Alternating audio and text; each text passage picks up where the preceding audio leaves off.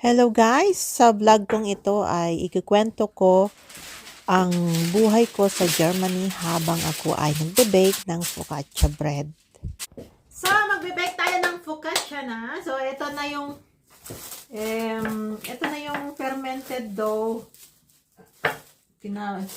Bali, asin tubig lang yan, tsaka yeast. Bale, ako si Sheila. 6 na taon na ako dito sa Germany. So, may asawa akong Aliman at nagkaanak kami ng isa at ngayon ay masusundan na rin ng pangalawa. Ako ay isang full-time mom. Simula noon nagkaanak ako, hindi ako nagtrabaho. Pa-sideline lang. Pero hindi naman talagang trabaho yun kasi volunteer work yun sa isang palaruan ng mga bata. So, mas komportable ang asawa ko kapag full-time mom ako. So, sa ganitong setup, na-enjoy ko rin kasama lagi ang aking anak. Spread ko siya dito. Ang buhay namin dito sa Germany, guys, ay hindi ako nalulunod sa kayamanan. Kumbaga, katamtaman lang. Sobrang simpleng buhay lang ang amin dito sa Germany. So, kumbaga, nakakaraos lang. Yun. Tapos, ang tirahan namin, guys, ay maliit lang na apartment. Tapos, ito ay lumang-luma na. So, pag nakikita nyo sa background, talagang parang hindi Germany. Parang hindi standard ng Germany yung aming bahay. Kasi nga, talagang under renovation pa. Nag-iipon pa lang kami ng pang-renovation ng bahay namin. So, yun. Bali, sa biyanan ko, itong bahay na ito. Bali, nakatira kami sa second floor. Tapos yung biyanan ko naman sa first floor. Meron din kaming alagang aso. So, pinaka-alaga or pinaka-pet ni biyanan yon. So, ang aso namin ay malaking aso pero matanda na katulad ni biyanan. So, yon. Bale, inaalagaan namin at inilalabas regularly. Gusto kong magbukod sana na malayo sa aking biyanan. Kaya lang hindi maiwan ni husband ang aking biyanan kasi sobrang matanda na. Hindi rin maatim ni husband na ilagak siya sa home for the aged kasi sobrang mahal na mahal niya yung nanay niya. So, kailangan ko rin na intindihin yung sitwasyon na yun. Plus, syempre, kumbaga, padagdag gastos din yun kapag ilalagak namin siya sa home for the aged. So, kailangan rin namin natanggapin itong sitwasyon namin na magkakasama. Sa 6 na taon na nagdaan, guys, ay marami kaming napagdaan ng mga pagsubok. Nandyan yun, hindi kami magkaintindihan ni biyanan, although hindi naman kami nag-aaway, pero nagiging sanhi ng hindi namin pagkakaintindihan ng asawa ko.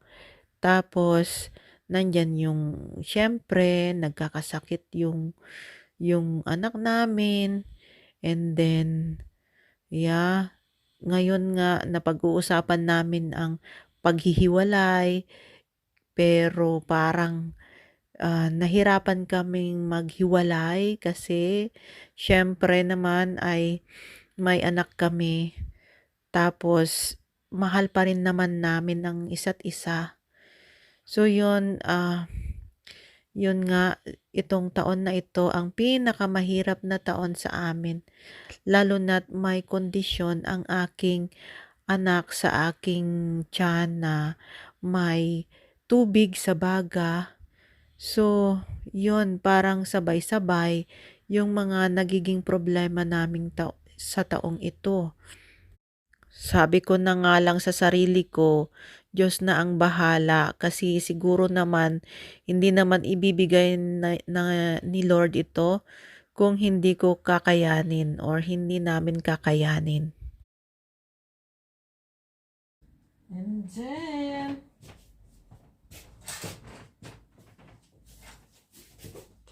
lagyan natin ng konting asin ang mga gulay. Okay, so ibibake na natin itong ginawa nating focaccia bread. Dapat generous daw yung oil. So, ayan na siya mga kababayan, ang aking version ng focaccia bread. Isa siyang Italian flatbread. Close up natin mga kamatis, sibuyas Tagalog, tapos thyme and rosemary and lavender, tapos may konting paprika doon. Tapos yun. So, ibibake na natin. See you later. Ay, magsuklay nga muna tayo. Hindi na tayo nagsusuklay. Ayun guys, i-update ko pala kayo dun sa aming baby. Bale, yung baby namin, hindi, mayroon pa ring tubig sa baga. Hindi siya nawala. So, next week, punta ulit kami sa check-up. And then, dedesisyonan na kung papaanakin na ba ako. Pero definitely kailangan i-anak na si baby, ilabas na kasi mas maganda yon na hindi na baka mag-increase pa yung tubig sa baga niya, sabi. So, yun, bale i-schedule na next week yung panganganak ko. So, i-injectionan ako ng pang-induce para mag-labor na ako. And then, yeah. And then, i-monitor syempre si baby. Sana masave si baby.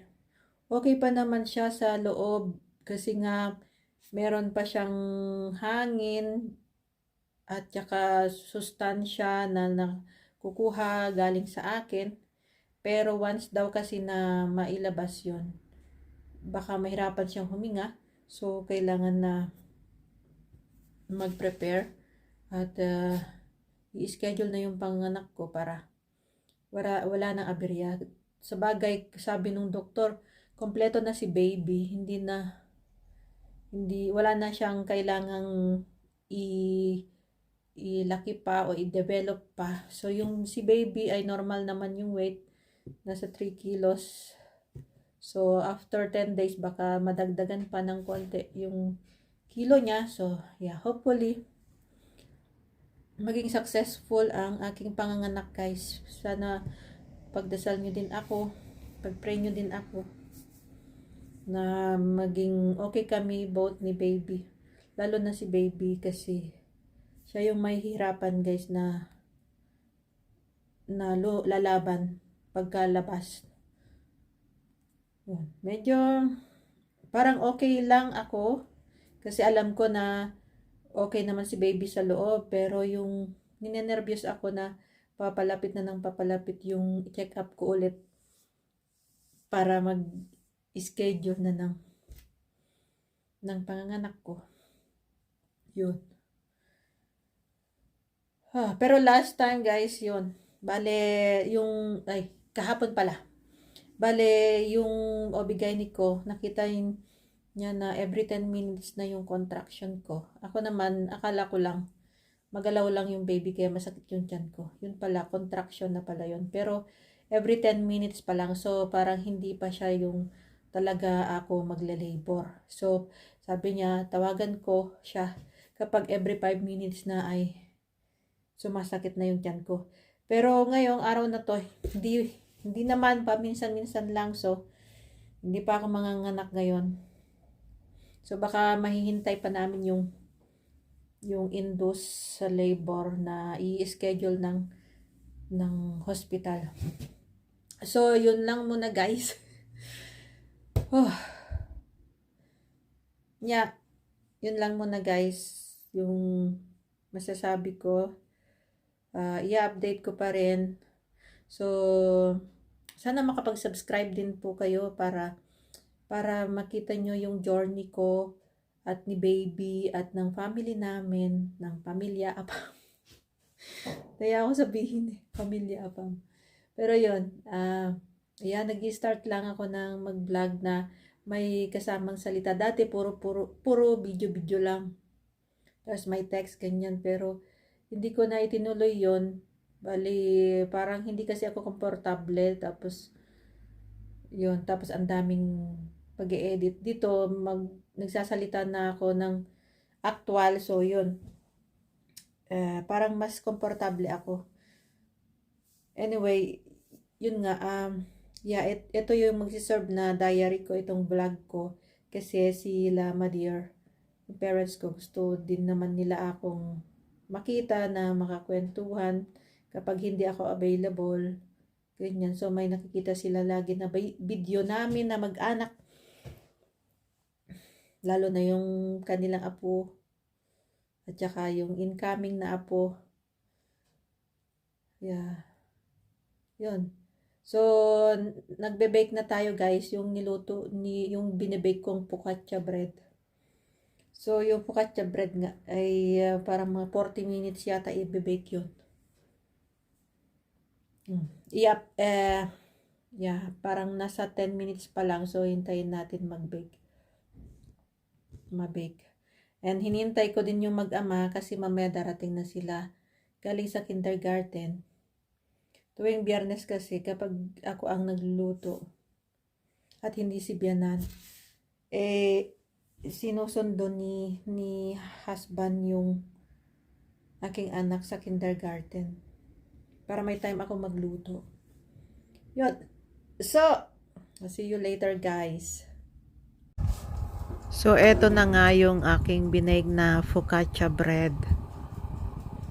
Mukhang luto na siya. So, siguro lalagyan ko lang ng olive oil kasi mukhang dry. Ito na kaya ito? Parang masyadong dry siya. Kaya lagyan pa ulit natin ng konting olive oil. Malapit na yung aking mag-ama sa bahay. So, maghahain na ako. Ilalabas ko na yung mga kubyertos at pinggan. At dumating na nga ang aking mag-ama. Ayan, at galing yata silang nag-shopping din pagkatapos ng kindergarten. At mukhang gutom na rin ang asawa ko kaya bibilisan ko na rin itong paghahain. So, susunduin ko na yung aking binake na focaccia bread. Yun ang aming tanghalian.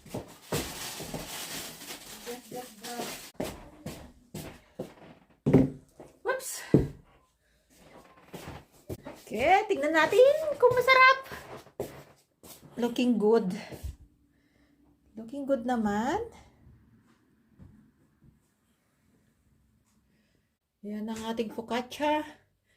May i-spread tayong tomato paste, tsaka garlic, and a little bit of basil paste.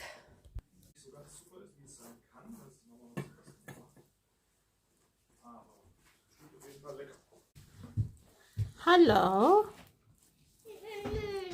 Du bist müde. Just finish your film.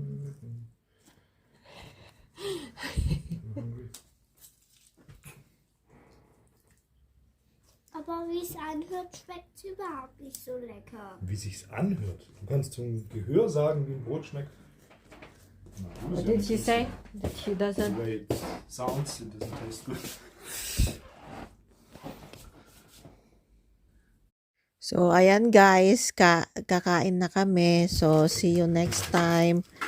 Magkwentuhan ulit tayo next time. Okay, please subscribe. Thank you po. Was ist denn los? Du hast doch gerade einen guten Laune. Was geht das denn?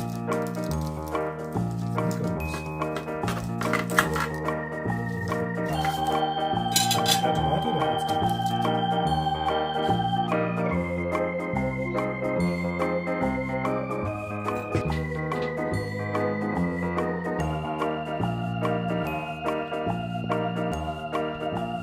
It's not a toy shop.